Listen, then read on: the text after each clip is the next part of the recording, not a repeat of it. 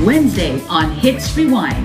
Turn back the clock and enjoy the classics covered by Rahima Rahim, Henry Chua, Mel and Joe Ferdinand, and Class 25's John Class. Plus, we'll share how technology enables us to keep in touch with friends and family during this period of safe distancing.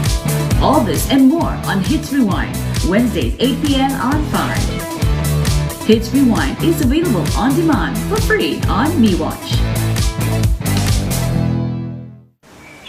Kehidupan yang kita ketahui selama ini tiba-tiba berubah. Barulah kita sedari, perkara yang dianggap remeh sebenarnya amat penting dan berharga. Kita lihat betapa jelas jerih payah dan kasih sayang ibu yang tiada batasan. Menimba ilmu tidak mengira tempat atau usia. Tawarakan yang amat kita rindui. Kepribadian bukan terletak pada pakaian semata. Keluarga yang saling membantu dan menyayangi.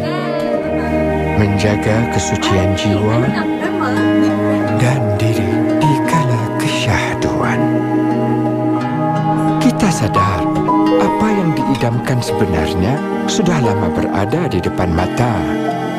Walau apapun yang dihadapi, keikhlasan, ketabahan dan kesyukuran akan membawa kebahagiaan di samping keluarga.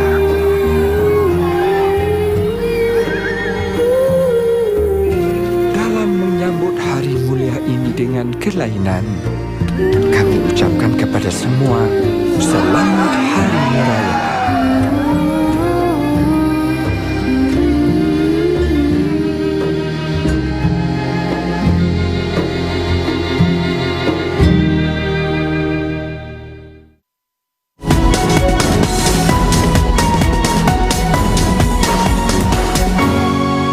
Selamat bertemu kembali.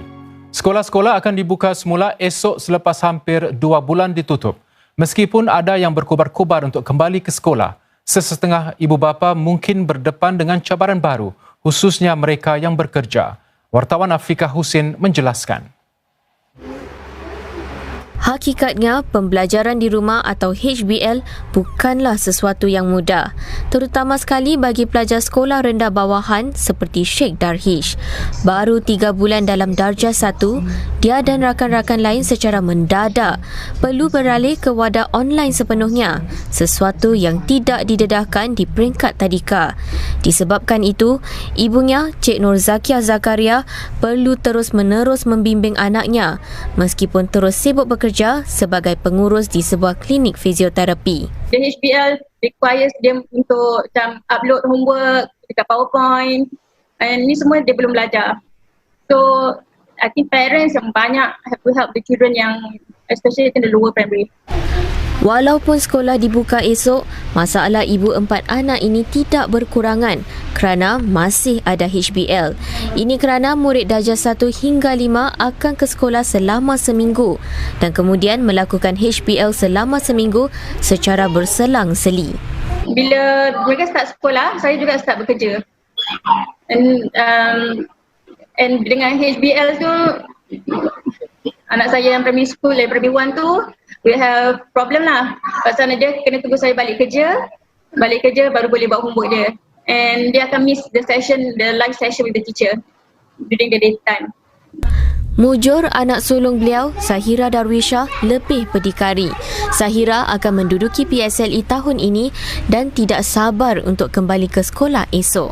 Adik-adik saya selalu buat bising atau diorang buka TV dengan saya macam lebih mahu tengok TV daripada buat kerja sekolah.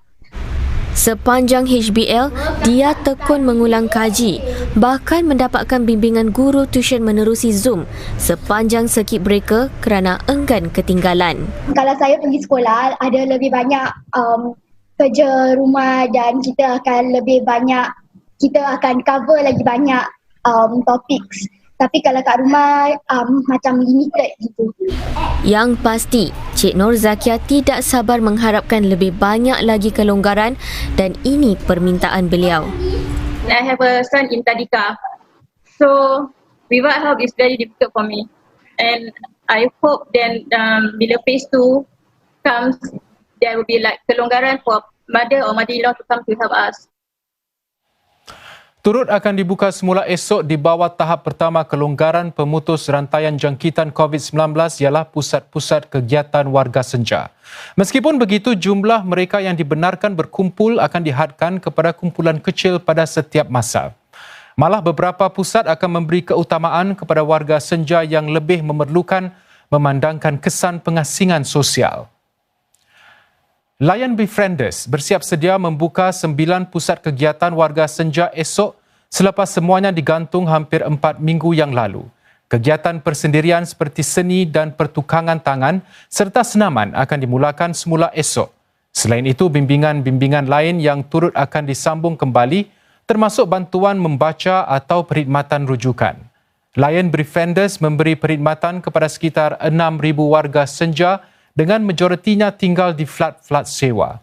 Ia berharap sambungan semula aktiviti pasca circuit breaker itu akan membolehkan penilaian lebih baik keadaan kesihatan fizikal dan psikologi. 5 warga senja akan dibenarkan untuk membuat lawatan selama sejam. Kunjungan hanya boleh dilakukan menerusi temujanji. Sehingga tengah hari tadi, Kementerian Kesihatan MOH melaporkan 408 lagi kes COVID-19 di negara ini. Dalam laporan awalnya, MOH menyatakan kesemua kes baru itu adalah pekerja asing yang tinggal di dormitori-dormitori. Lebih banyak maklumat mengenainya akan diberikan malam ini. Sehingga semalam, hampir 21,700 pesakit COVID-19 sudah sembuh sepenuhnya. Sehingga semalam juga lebih 320 pesakit masih dirawat di hospital-hospital manakala bakinya diletakkan di kemudahan-kemudahan pengasingan masyarakat. Di luar negeri, 90,000 masjid di Arab Saudi membuka semula pintunya kepada para jemaah buat pertama kalinya sejak solat subuh semalam selepas ditutup 2 bulan bagi membendung penularan COVID-19. Meskipun sekatan COVID-19 telah dilonggarkan, para jemaah masih perlu mematuhi garis panduan ketat untuk terus mencegah penularan virus itu. Ia termasuk memakai pelitup, menjaga jarak selamat, menggunakan sejadah sendiri dan mengambil wuduk di rumah. Selain itu, masjid-masjid hanya dibuka 15 minit sebelum azan dan ditutup semula 10 minit selepas selesai solat berjemaah. Untuk solat Jumaat pula, masjid-masjid dibuka 20 minit sebelum azan dan ditutup 20 minit selepas selesai solat. Khutbah Jumaat dihadkan tidak lebih 15 minit. Pembukaan semula masjid-masjid sejajar dengan langkah kerajaan Saudi menarik balik sekatan-sekatan ketat bagi membendung COVID-19 dalam 3 tahap. Tahap terakhirnya pada 21 Jun nanti menandakan berakhirnya perintah berkurung kecuali di Bandar Mekah. Dalam perkembangan lain, di luar negeri bantahan berterusan di merata Amerika Syarikat buat hari ke-6 berturut-turut. Puluhan ribu orang menyertai bantahan itu berikutan kematian seorang lelaki kulit hitam, George Floyd, semasa ditahan anggota polis kulit putih di bandar Minneapolis minggu lalu. Sekurang-kurangnya 40 bandar telah menguatkuasakan perintah berkurung bagi meredakan bantahan, ada yang bersifat ganas dan melibatkan penjarahan. Sehingga 5,000 anggota pengawal negara telah dikerah ke 15 wilayah dan ibu kota Washington DC. Derek Chauvin, bekas anggota polis yang menyebabkan kematian Floyd, dihadapkan ke mahkamah hari ini. Dia telah dikenakan tuduhan membunuh